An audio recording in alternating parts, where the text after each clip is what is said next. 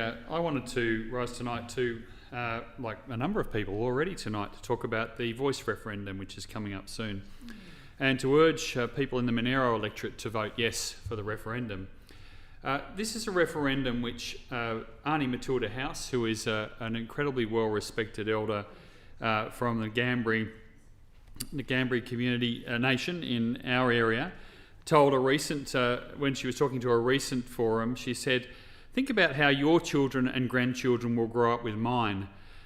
In that simple way, she summarised the long-term thinking that people need to have in this about trying to ensure that we are growing up with equality, that children who come from Indigenous backgrounds do have the same opportunities in life and the same opportunities to actually reach those rather than the gaps that we're seeing at the moment.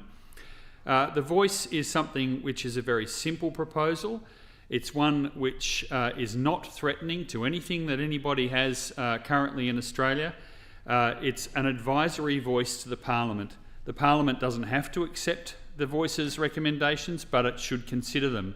I think most people of goodwill would think that's an entirely reasonable and a very rational thing to do.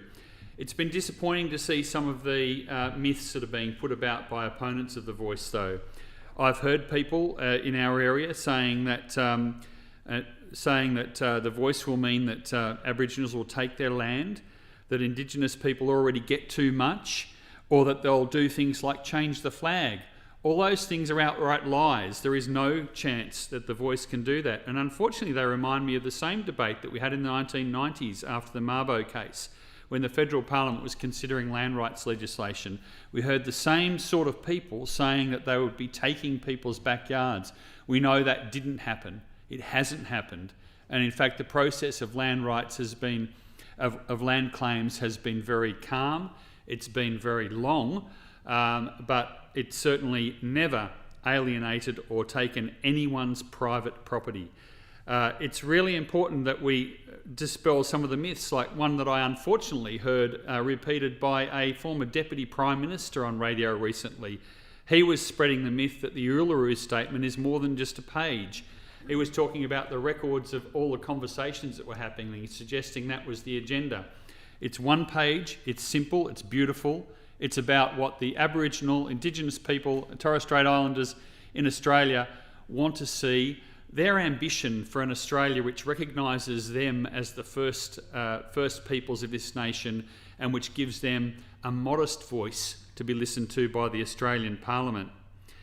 I've heard also from the same former Deputy Prime Minister recently on the radio the argument that I've heard from other people that, well, there's already 11 Indigenous people in the federal Parliament, so they've got a voice. And, really, that's a bit like saying that as a 59-year-old white bloke representing Monaro, that I only represent the white people, the white men of Monaro. We know that's ridiculous. A person who is of Indigenous origin, like the wonderful Linda Burney, who I served with in this place and who is an inspiration to us all, she represents the Barton electorate as a whole. Yes, she's done some amazing things in the Indigenous sphere in her responsibilities as a minister, but she's the representative of Barton. And all of those Indigenous representatives have the responsibility, as we all do, to represent their whole electorates. The voice is about allowing people who are often voiceless to be heard, allowing them to tell us how to use the funds that are going for Indigenous programs better, how to target those gaps, how to ensure that the educational disadvantages are overcome. And to do that in a way which is totally non-threatening to anybody else in Australia. Again, the positive thing about this in the Monaro electorate is the amazing people that we've seen out and about in the community campaigning for this, from all walks of life, turning up to community events, door knocking, phoning, canvassing, just to try and explain to people why they should back this. And I guess my message to people in Monaro when they look at this is, if you don't know, find out. Ask a couple of questions. There is no other area where you would let your lack of knowledge determine your decision. In this case, getting a bit of knowledge will make you understand that this is a just way to give a voice to the people in Australia, recognise that to the Indigenous people of Australia, and recognise their prior ownership, but ensure that they have a say in overcoming the disadvantage that has historically affected